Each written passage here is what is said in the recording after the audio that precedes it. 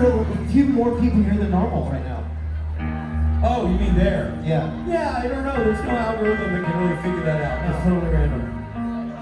Oh, we sat around, we've done the graphs, we know the chart. It didn't make sense.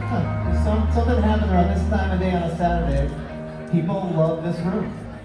I think it's something about it's hot outside here that it's fresh air here. Right. You know, the big high ceilings, and it's just, people need a break from It's the high ceilings. Yeah. It's the high ceilings. It's some nice lighting, through the friendly lighting, if you will. Yeah.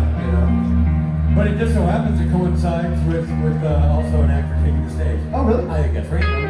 Oh. I think it's a random act to get you all in here. Maybe next time we do that, we should bring out a random actor. Oh. From local theater. But in this case, we'll make it specific. Okay. Ladies and gentlemen, Misha Collins.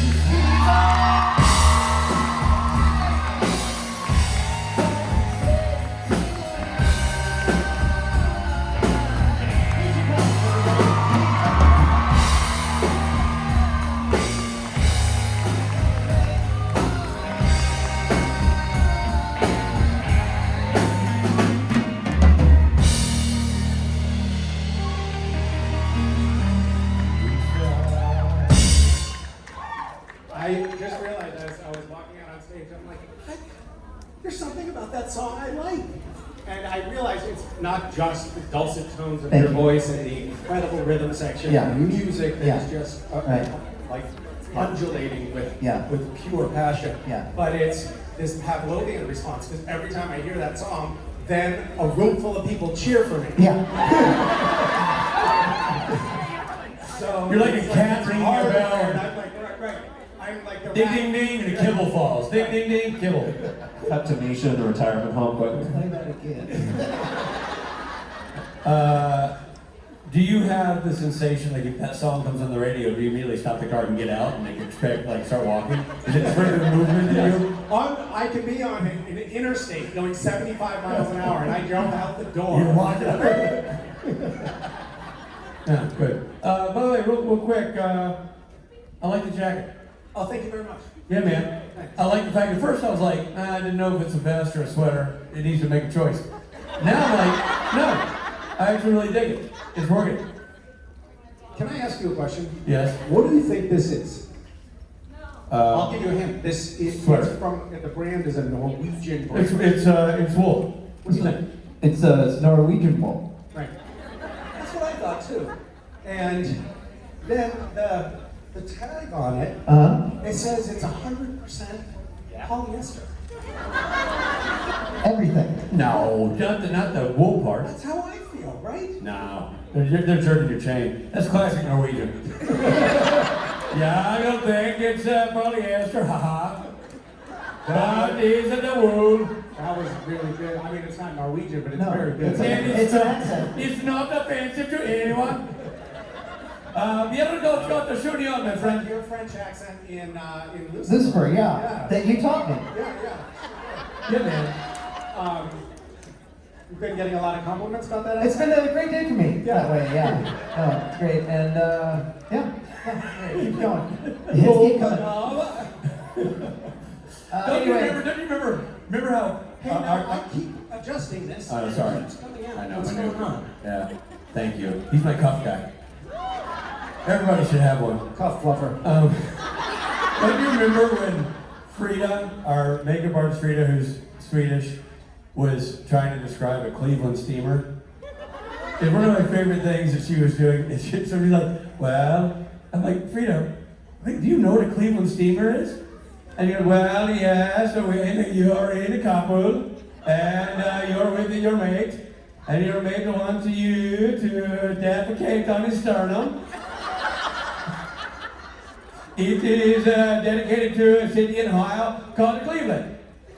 And into the Cleveland steamer. I'm like, that's never been sexier to me than you described it. And on that note, I can't wait till Frida sees that little clip. Please. Yeah, because she's glued. That spot on impression. She's glued to the web to see what we're doing at conventions. I guarantee. Ladies and gentlemen, Mr. Polyester himself.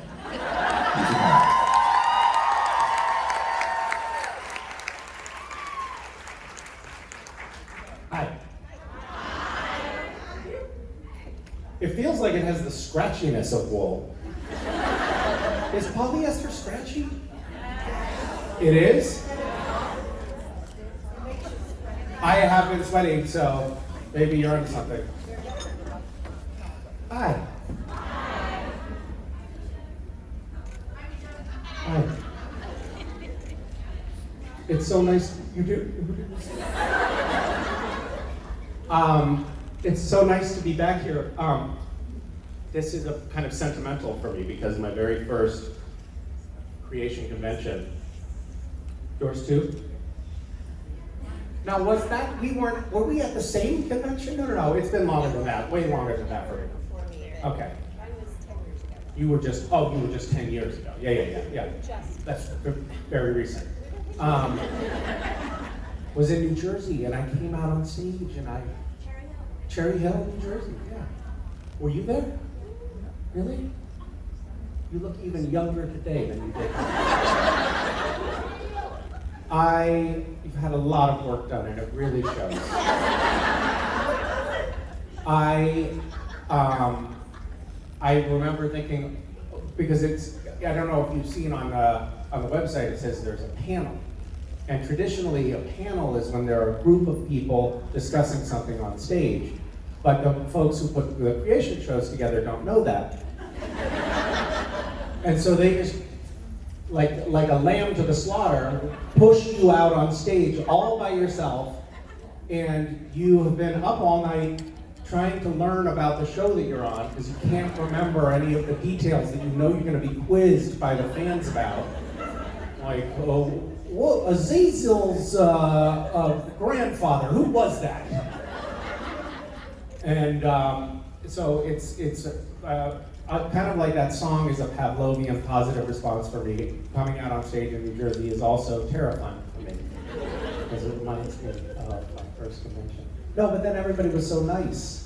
And you can see in everyone's eyes as they're looking up at you just how sorry they are for you. And that goes such a long ways, you know?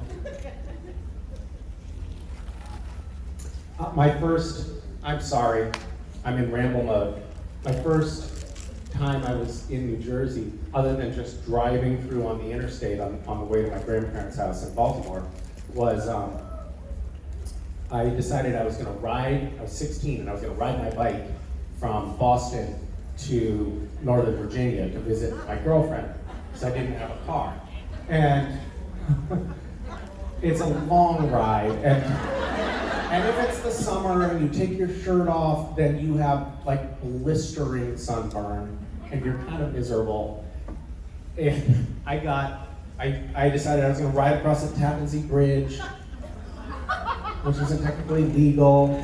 And so I was halfway across, and the police came and got me. They brought me back over, and they held me in this like little police detention center. And they found a tow truck that would drive me across, and the guy told me about all the dead bodies he had pulled out of the river.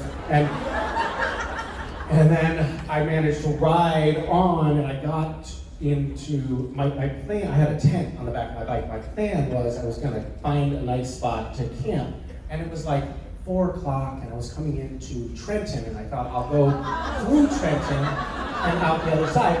But what they don't tell you is that, like a glue trap for a mouse, Trenton is not something you can bike through. You get stuck there, and that's because the roads are paved with glass, and so you get a flat tire every 500 feet.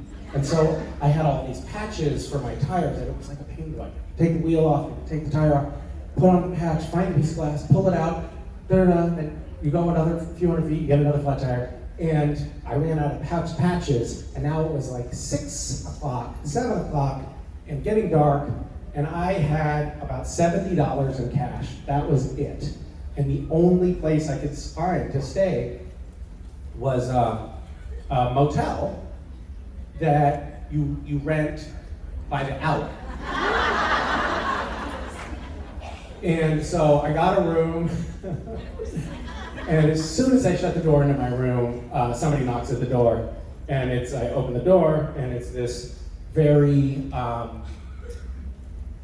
scantily clad woman, very, very little clothing. And she asked if I was looking for her. And I said, not to my knowledge. But I knew what she was about. I was 16, but I wasn't that naive. And I figured, I only have $20 and I don't think that's gonna go far enough. So, and then I shut the door, and a few minutes later somebody else knocked on the door, and this guy was selling drugs. And he was like, "Are you looking for me?" And I said, no, thank you. And then I just I shut the door, did a little chain latch, decided I was just gonna not open the door anymore. And I just spent the night in there with my roommates, which were a bunch of tits in the bed. And it was refreshing. Anyway, so this was when Cherry Hill came along. I was like, oh God, New Jersey. Because this was my only experience of your beautiful garden state. I was like, garden? Just glass. But today I went for a run in the park here. It was like miles and miles of beautiful trails out in the woods, deer, gophers. It was like a Disney movie. It was amazing. It really is the garden state. Thanks for having me back all these years later. Okay, enough of my reminiscence. Hi. Hi. So my name's Jennifer. Hi, Jennifer. First time doing this, a little bit nervous. But I was wondering if there's ever a time in real life where you found yourself reverting to cat without realizing it. You mean like, oh, that was so Cass of me? Yeah, Like, yeah. Yeah, that happens from time to time. Like every once in a while, if for example, I got pulled over for running a stop sign recently, and I was like, oh, come on, I've been like barely rolled through the stop sign, and the cop was kind of a dick about it, and so I smote him. And it was just a reflex, I put my hand on his...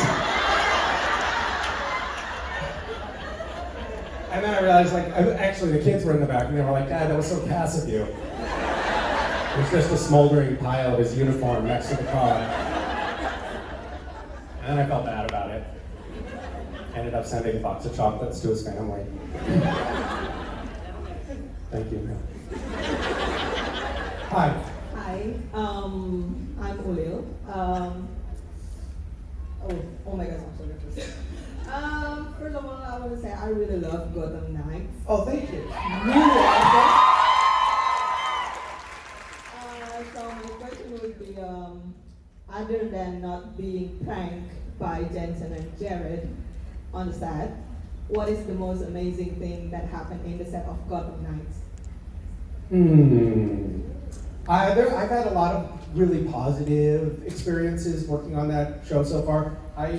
Coming off of working on Supernatural, I was like a little ambivalent. Like, do I want to do another series right now, or do I want to take a few years off because I was tired? And I just wanted to do something different. I think I have a short attention span, and I like to. Why are you laughing? What was that about? Oh yeah, you have a short attention span. Can't focus on anything for 30 seconds. Very judgy crowd, I think. So I was, but this show came along, and I was like, gosh, that sounds like it could be a lot of fun. And it ended up being so great that I now changed my tune, and I'm thinking, oh no, I definitely want to work on. I'd like to. I hope we have another season or 2 or 3 on our show. The corporate winds are not blowing in our favor just because our network got purchased recently, and there's all this other stuff going on. So we'll see. But I really loved it, and I would love to do more of it. I had a funny experience, which I've shared before, but I'll share again because I've run out of stories. I have this thing when Sometimes I'll wake up from a dream and it feels like, oh, that is crystal clear. You need to implement whatever this was in your life. I've had dreams where I've had like art project ideas, writing ideas, and sometimes it's just so crystallized and it's so clear. When I wake up, I'm like, that has to be it. Like, we found a turtle, and I dreamt, I'm bad at remembering names, and in my dream, over and over, I was repeating to myself, Misha, you have to remember, the turtle's name is Drydraluxlaloud. Repeat it back to me, Drydraluxlaloud. And I, in my dream, made myself repeat it over and over and over again. The turtle's name is Drydraluxlaloud. It's D-R-Y-D-R-A-L-U-X-L-A-U-D, Drydraluxlaloud, remember it. And so I woke up and I was like, honey, I'm really sorry, but our turtle's name is Drydraluxlaloud, and we had to stick with it. And then the name like had some sentimental value all of a sudden, because it was like such a potent dream memory. And so then we got a boat, and we named it Drydraluxlaloud.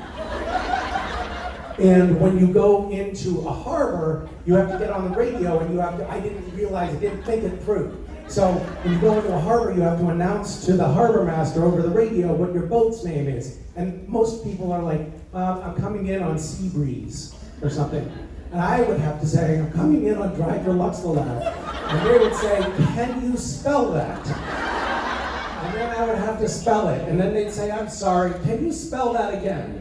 And so I would be clouding up the airwaves over and over again, lamenting, ruining the day. I listened to this dream. But I had a dream working on Gotham Knights, and it was a very clear dream, and it was how my character's arc should end at the end of the season. And so I called the producers and I said, I'm sorry to be this actor, it's really annoying. You feel free to ignore me, but I had this dream of what should happen. And our showrunners are always together. And I was just on the phone with them, so I couldn't see them, but I know that they looked at each other and they rolled their eyes. Like, oh my God. Just don't say anything right now, Chad. Got it? We'll just nod and smile and say, well, we'll think about it. But then I conveyed my dream, and they ended up making that the art for the character. They were like, that's so weird. That's a very good idea. That solves a problem that we've been having with it. Thank you. So that was really cool. It was cool to have this like creative collaborative process on the show with everyone, you know, from costume design to the writers to the other actors. It was a lot of fun. Thanks. My name's Pepper. Pepper? Yep. Hi, Pepper. I love Bridgewater. Oh, thanks. I'm so hoping that but in season 2, we discovered that it has to do with the Fae realm. And there's in season 6 of Supernatural, there's an episode about the Fae realm. So I'm just wondering if there's a season 3, could you get Jensen on to yell fight the fairies? I don't think we're saying that anymore. I don't think that's very PC.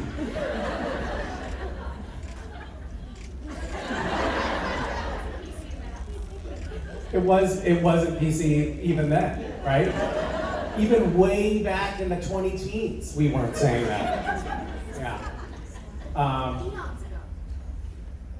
I certainly will not do that.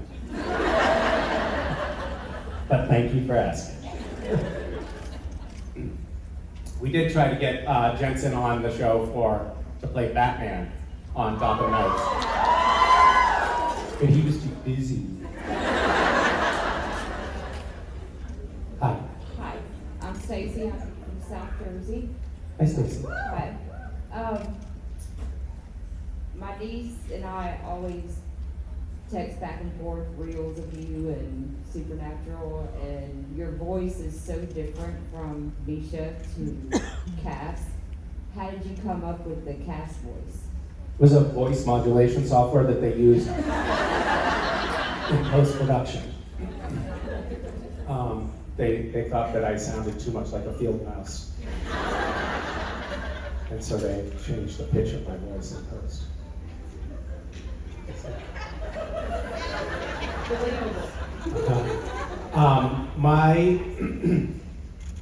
I thought that Castiel was trying to communicate with Dean in the first episode that I appear in. Episode 401, Lazarus Rising. It's the only episode I remember the name of. And Castiel was trying to communicate with Dean before he took a human vessel, but when he did that, like the windows would blow out, or the television would explode, or whatever. So I thought, oh, it'd be cool that when he does take a human form, he doesn't have my normal squeaky voice, but he has this like deep, commanding voice. So I did that, and I also thought I was doing 3 episodes. I didn't think it was going to be a lifetime. So I guess I was probably like 7 or 8 episodes in, and I went to the doctor's because I had a sore throat, and the doctor helped me figure out that it was because of this stupid voice that I was doing for Castiel. She was like, "Have you been yelling a lot?" Or, "Oh, I see. Okay." So it caused me physical harm. And now that I'm saying it aloud, I feel like, oh, maybe I could sue Warner Brothers. Thank you for that flash of insight. Hi. Hi, Misha. I was just wondering how you found out you got the role of Castiel. Well, it was in a dream. I called Eric Kripke and I said, hear me out, I had this dream. That you didn't cast somebody else, but you cast me instead. And Eric said, no, that's not what we're doing. I don't remember. Nobody has ever asked me that question, and I assume my agent called and said, you got that role on that dumb show. And I have no idea, I have no recollection. I do remember auditioning for it. That I remember. I went in, it was very secretive. It was like a Marvel movie.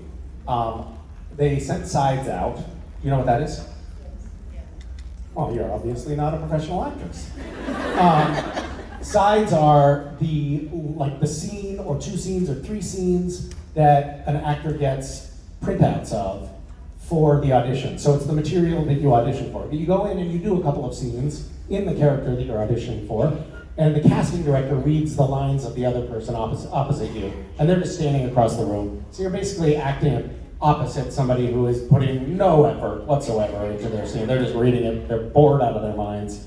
There's usually a producer or a director sitting next to them texting on their phone while you do the audition, and you're like, is anybody even paying attention? Why am I here? But I got the audition sides, I prepared. It said it was for a demon. So I prepared in a very sinister character. I've never seen the show, so I didn't realize that demons are actually just like regular people on Supernatural. So I did this weird, sinister character. And then I went in and I did the audition once. Eric Kripke was there in the room along with Robert Ulrich, who was the casting director. And Robert, and we did 1 take, and Eric kind of looked at Robert like, I don't think so. And Robert did something that Robert had always been a champion of mine. He's a casting director, and he's always bringing me in for things. And I tested, which means got really close on a bunch of pilots with him. But he's always trying to get me apart. I could tell he was a fan. And Eric, so Eric sort of gives this little glance at Robert, which I read as, get this kid out of here. And then Robert did something that he did a couple of other times for me, which was just the sweetest thing in the world, which is he jumped up, he's sitting on the couch next to Eric reading the lines, and he jumps up and he says, I'm sorry everybody, there's a couple of other people in the room. I'm sorry everybody, I can't deal with this. And he goes across the room, and he opens the door to the hallway, and he says, can you please keep it down out there? It is very distracting. We're trying to do an audition in here and nobody can hear themselves think. And he slams the door. Of course it had been whisper quiet out there. But it was his way of giving me a second chance. When otherwise the producer would have been like, don't let the door hit you on the way out, kid. And so then I was in there and Eric's like, well, we're stuck with this kid. Might as well tell him, all right kid, it's an angel, not a demon. So just do it again, but that way. Because they were trying to keep it a secret that they were adding angels to the show. They didn't want it to get out there in the fandom that they were adding angels. So then I was like, that's literally the opposite of what I prepared for. And so I just did this very like wooden deer in the headlights performance. And clearly Eric was like, that's it. That's our Castiel. And so the character was thusly born. Thank Thank you. you. Hi, Misha. Hi. My name is Nithya, and I'm from Corning, New York, really far from here. And my question is not about the show, it's more about your poetry book. And, Okay. Yep. And it's the Some Things I Still Can't Tell You. So my favorite section. Thank you for that little plug. For those of you who don't know the title of the book, it's Some Things I Still Can't Tell You. So my favorite section in your book is Hope, Joy, Running, and Other Good Things. I live in the boonies, so I spend a lot of time outdoors. So the most profound poem that affects me, and I like to read it every time I feel down, is Suddenly, because it talks about, just being in the moment. Do you have any favorite? It could be anyone, it could be from any poem from the book, which really something that you go back to, or the experience, or the inspiration that has profoundly influenced you, or you hold close to your heart. Well, there are a few poems in there that are kind of like that poem Suddenly, that are just about like pausing to appreciate the small thing in life. I think there's a poem in there, I can't remember what it's called, because I changed the title so many times. I Wish for This. Is it titled I Wish for This? I don't know what it's titled. Anyway, it's the I Wish for This poem, or the last poem, which is both of those are about my kids, but they're also about that noticing something in the moment phenomenon. I think that those two probably tie into things that have a lot of emotional impact for me, which is my kids and that reminder, that reminder to pay attention in the moment.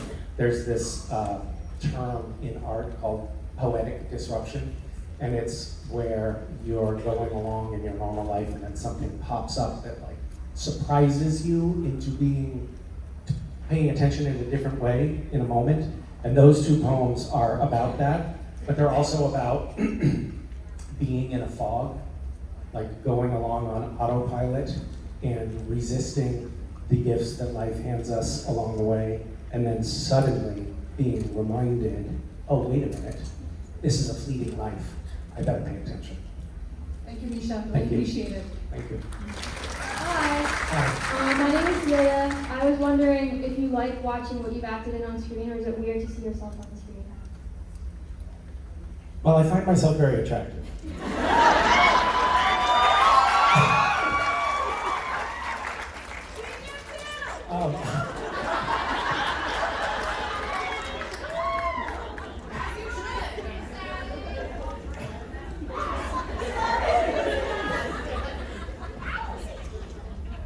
Everybody is like bringing, oh my God, I'm so hot, I'm so sweaty.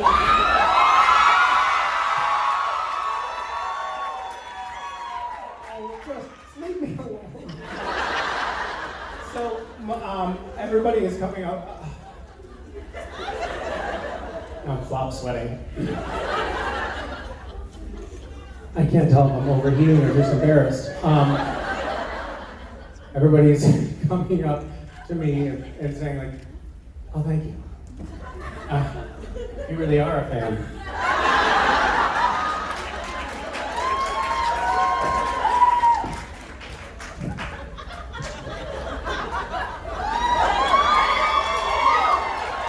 For those of you who can't see, it's got $100 bills on it. It'd be cool if you had one of these that was made out of $100 bills. That'd be a real fuck you to poor people.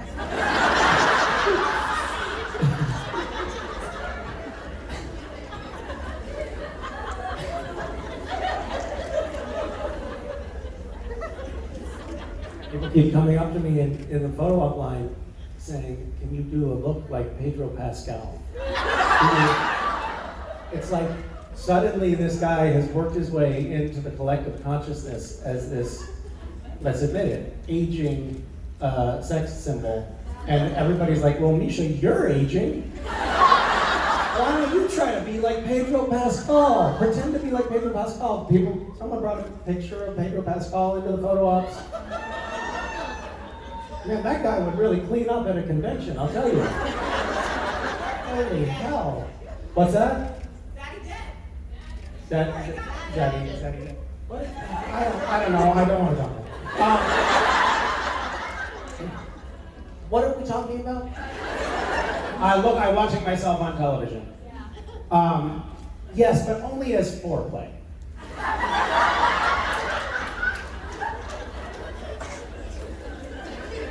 It's how I get in the mood, you know. I'll say, I'm sorry, do you mind if we just turn on like something from season 6?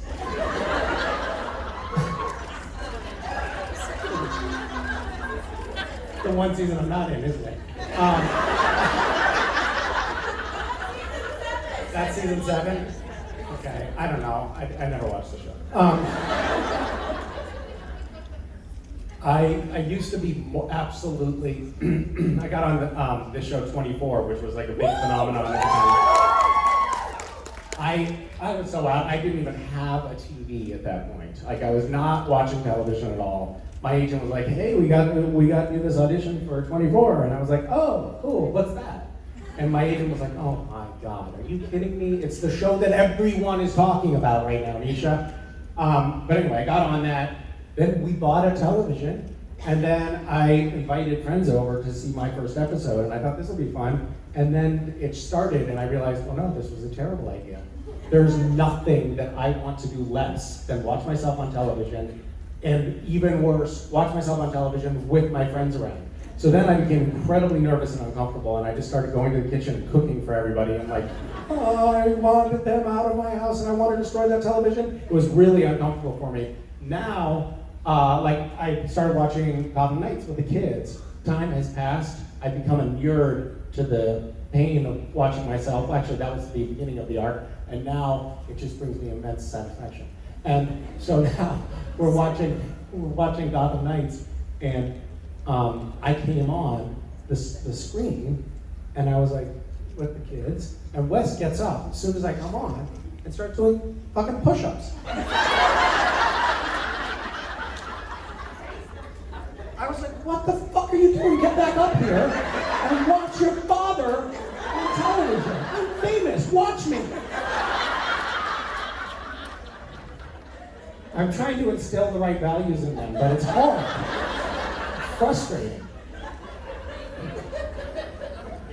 Hi, Misha, my name is Katie. I know you touched on it earlier, but I just want to say that Castiel's confession scene was revolutionary, and I don't think that it'll be forgotten, especially in this fandom, and I believe it will live as longer than any of us, I think, honestly. I mean, it's going to go down in history.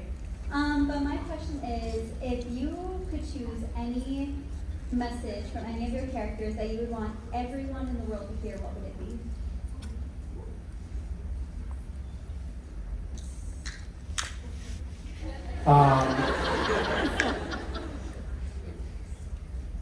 Well, I do think that Cass's message was largely one of acceptance, and he early on averred that sentiment. He was saying, he said, for instance, I'm utterly indifferent to sexual orientation, and I think he genuinely meant that. Like there was zero value judgment from him about how someone chooses or how someone is in the world, and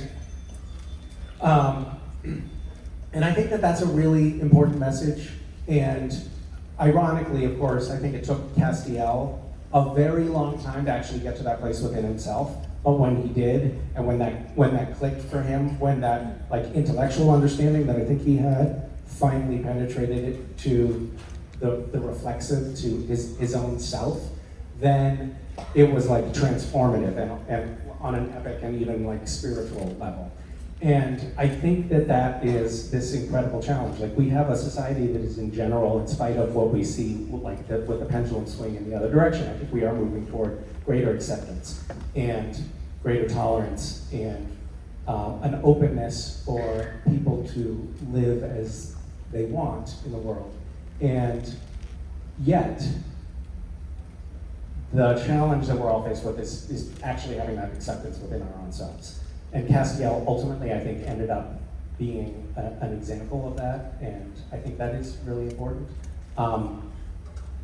I do wish that we could have a lot more of that in our inner worlds and in our outer world, but if we all keep at it, eventually we'll get there, I think.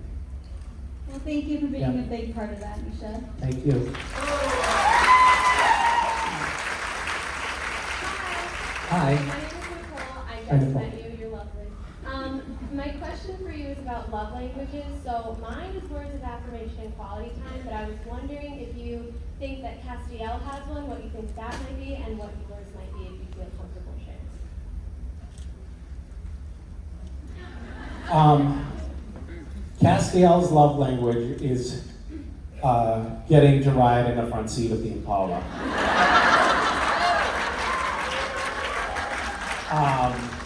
For him, that just means the world. I think mine, it's funny because I have I think I have different, I express love by making things for people, and it mostly manifests in cooking. And I do it for my kids. You know, I'll cook for them every day, several times a day. On the weekends I cook 3 meals a day. But even like on a rushed school morning, I'll get up and make waffles and from scratch and like chop up fruit and make it pretty and drizzle it with maple syrup, and then, you know, they'll still be whatever, getting dressed or putting on their shoes or, you know, dragging their feet as kids do in the morning. And I'll say, you know, hey kids, breakfast's ready. And then if they're not there a minute later, I'll say, you little shits, I worked so hard to make this nice hot breakfast for you and you're letting it get cold again. So sick of you. And that's how I express love.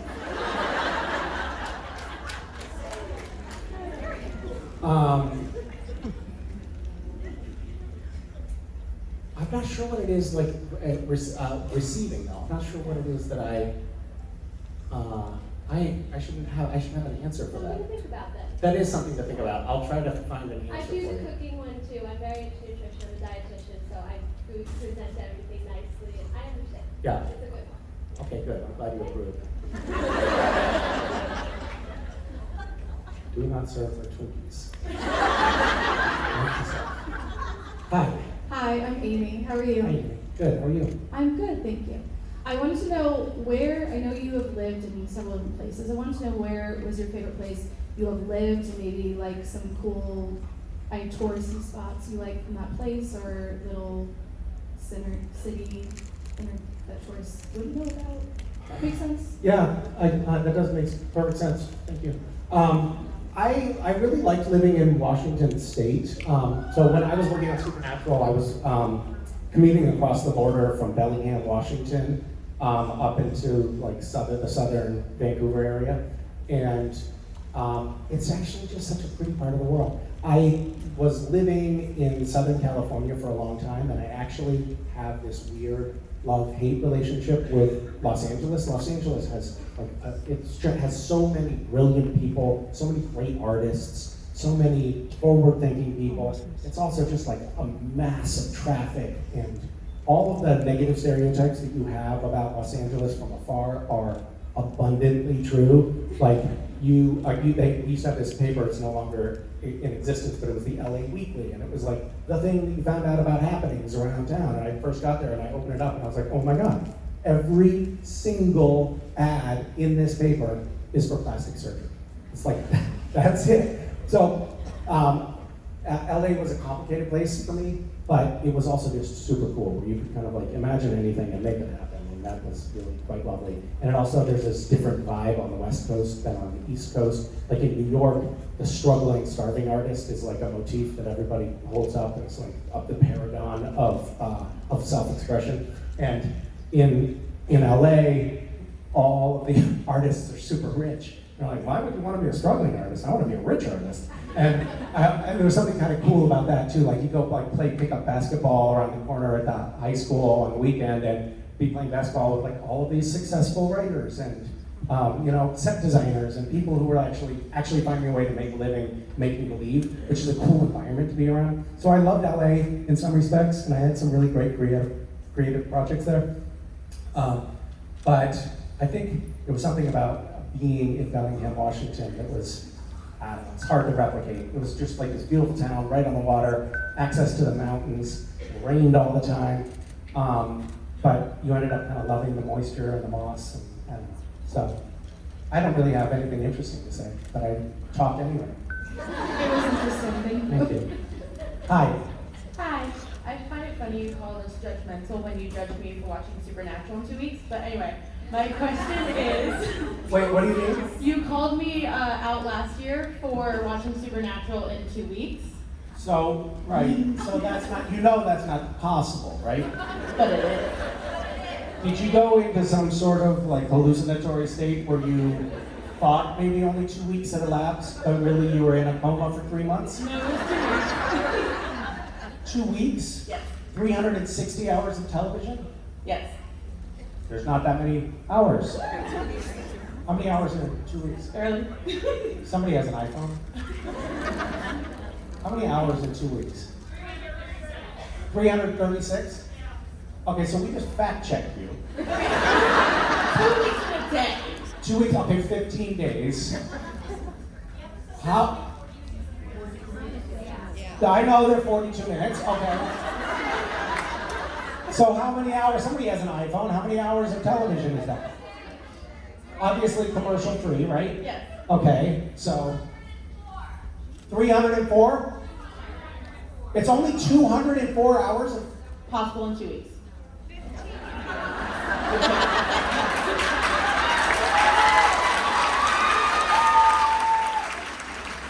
Wait a minute, how many episodes of Supernatural were there? 327? Okay, so my original stat was a little off. Anyway, my question is... Don't gloss over this. You've already yelled at me! I am going, first of all, I'm going to express a little contrition here. I'm sorry for questioning you. It is possible. You're still crazy. Never said I wasn't. But I humbly admit that it is possible to watch. That has to cause lasting damage, though. You said you're standing here saying no, but of I've been course. watching the show for 15 years, so like... Well, okay, so that is long-term damage is also My comfort show. What's that? It's my comfort show. It's your comfort show. Yes. Were you sleeping at all when you were watching? Minimal. You were sleeping a little bit. Yeah, like I got Okay. like 6 hours. All right, so we got to that. Yeah. Okay. Anyway, my question is, if you could create an alcoholic beverage for Castiel and Harvey Dent, what would they be and what would you name them?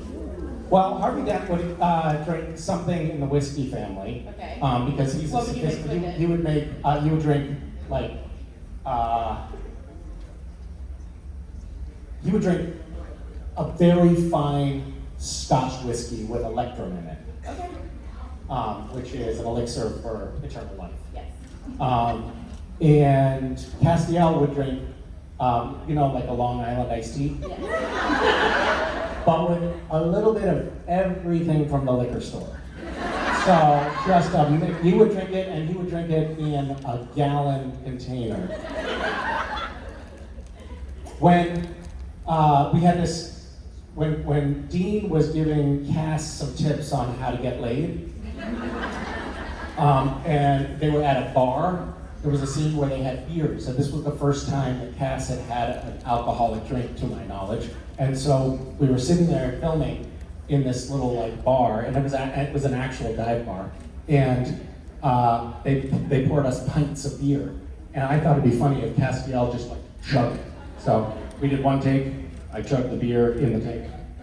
We did another take, I chugged the beer in the take. And then I was like, whoo, a lot of beer. Okay. And then we did a little bit of adjustment on the cameras and went into the wide shot and did a take. And I drank the whole thing, and the director was like, oh, Misha, that was hilarious. That's great with the drinking the beer. Do that again on the next take.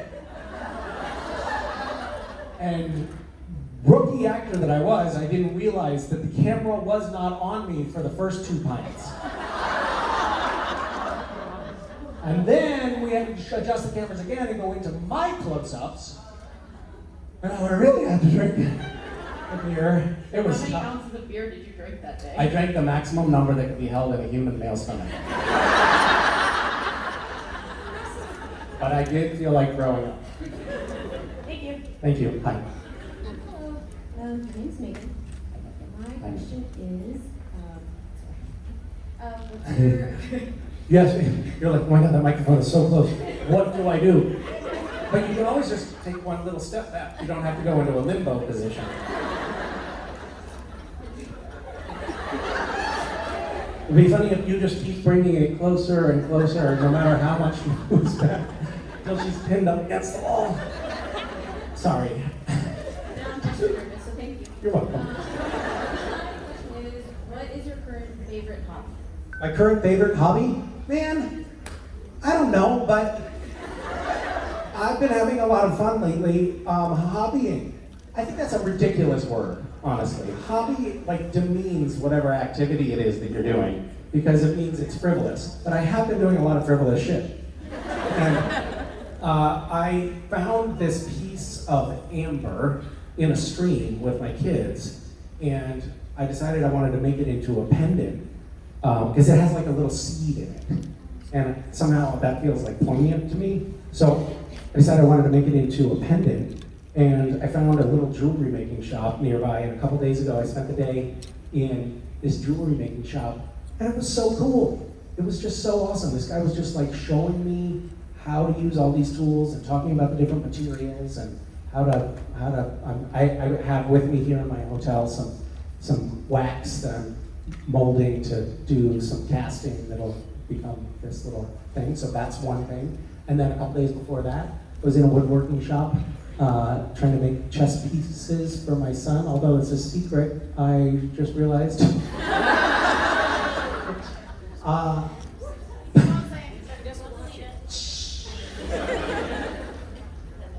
Anyway, so I've been trying to do more stuff with my hands. I really like spending time actually making things from time to time. And it, for some reason, feels like a happy place for me. So I have been doing some jewelry making, and I have been doing some woodworking of late.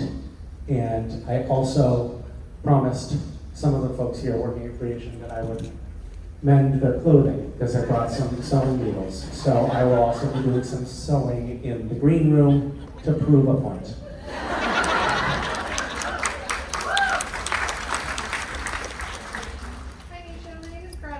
Hi, Greta. I was wondering, if people came with a warning label, what do you think yours would be and what would Cass's be? My warning label would be do not follow. It may sound like a good idea, but it's not.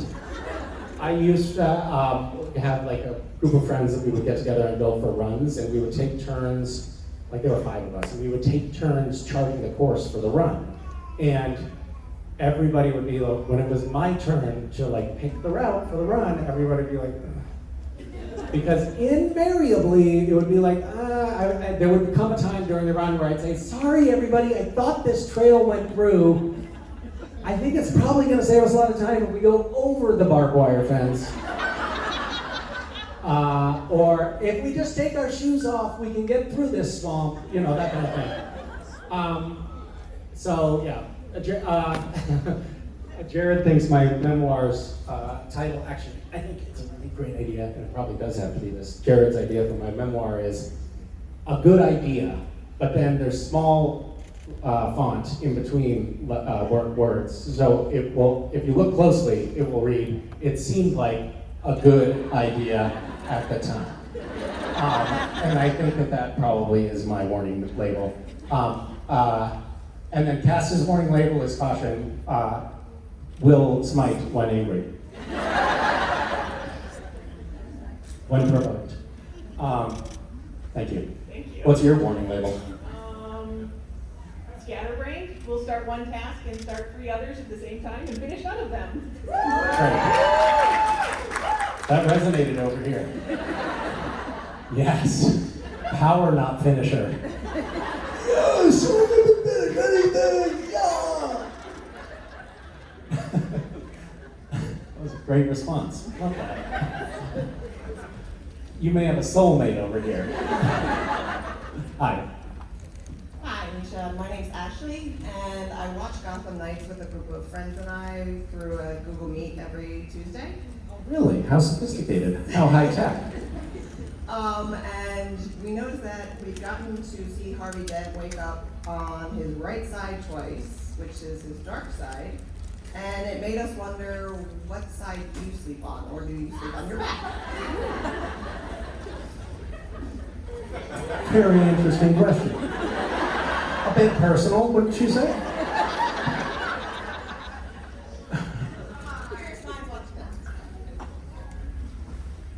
Chris Schmalke recently told me how he sleeps. And he said he sleeps on his stomach.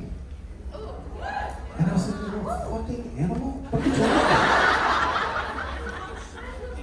doing? Sleep on your stomach? What are you, a baby?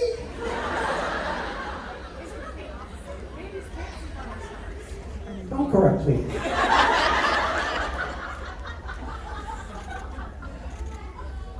I sleep, I mostly sleep. I think I go both ways. So if I say that, then I get in trouble. So I have to be very careful.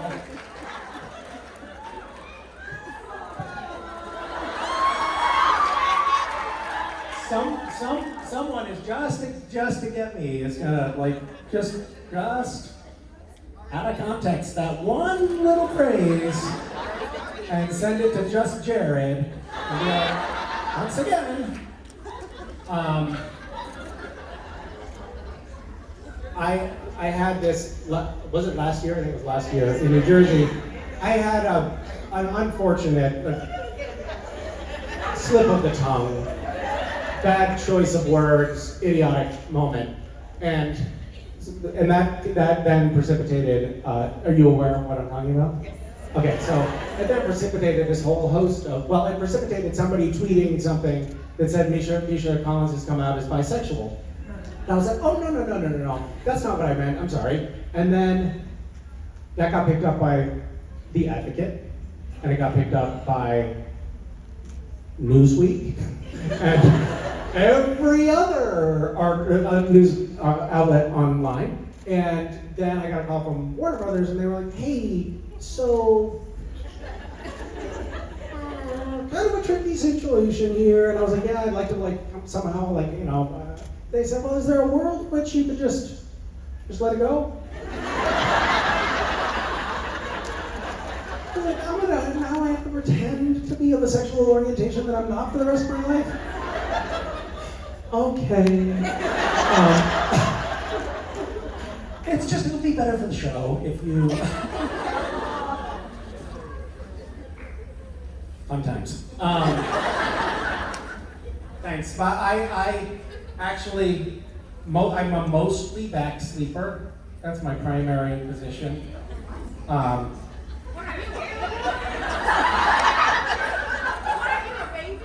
not a baby, no. I'm getting heckled for how I sleep. I saw this hilarious comedian, I can't remember her name, it was just a little segment on this. And she did this whole skit. It was all about, she went over to some friend's house and she walked upstairs and she said, which side of the bed, it was a couple, and she said, which side do you respond to the couple? Which side of the bed is whose? And they were like, I don't know, whatever. Just go to bed, we sleep on whatever side. And she was like, what? What is wrong with you people? Are you animals? It's great. So anyway, but then I also often will sleep on my right side. How about you? Mostly on my side. Which side? Probably my left. Probably. You're not sure, huh? I talk to turn a lot before I fall asleep. Yeah, I get that. Hi. Hi, Misha. I'm Callie. Hi, Callie. I want to know, where do you get your confidence from? Oh, drugs.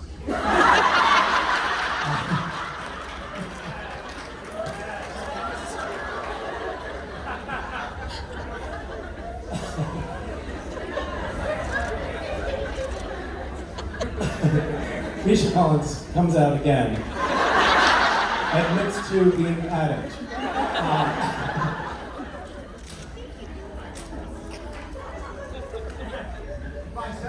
I think it. I think if you get up on stage in front of a large group of people with a microphone, then you have to either fake it or you get booed off the stage. So I went with faking it. Do you feel like a confident person? I think I am, yeah. Yeah. So where do you get it?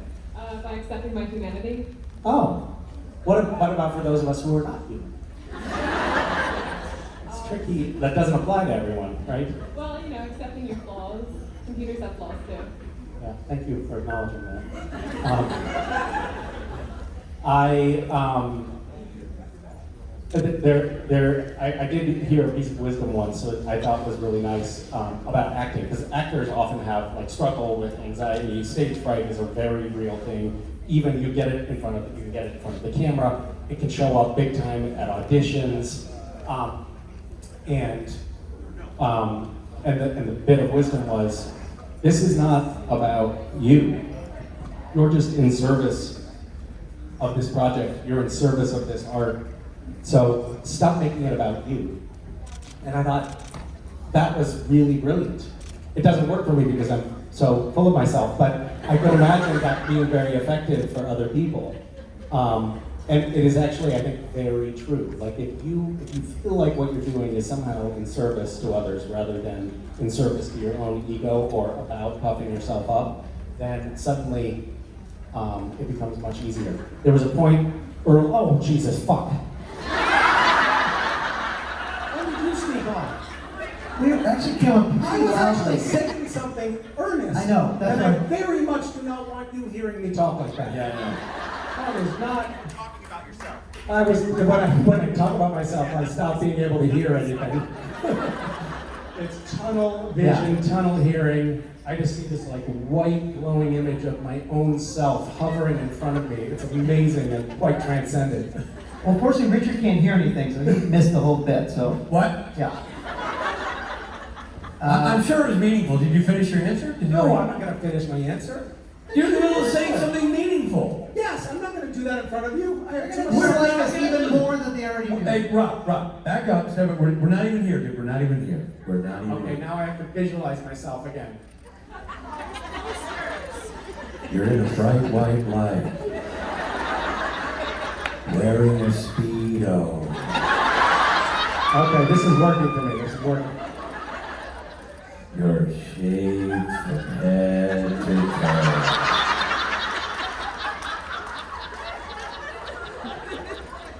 Go with it. Keep going, Rich. I like it. Works for me. You look like a Ken doll. In all the ways everybody's thinking, you look like a Ken doll. But really, finish your meaningful comment. Yeah, go ahead. No, we're not even here. I'm sorry about that. Sorry for the Ken doll. Starting now. We're not even here. We're not here. Go ahead. I see you. You're right We're there. not. No, we're not.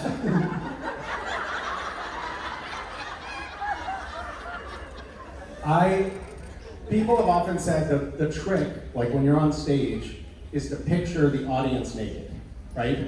That's a fallacy. It doesn't work. I've tried it a million times. I actually tried it when I first got out here. It was kind of, but if you do, this is genuinely very effective. Have you done any kind of meditation?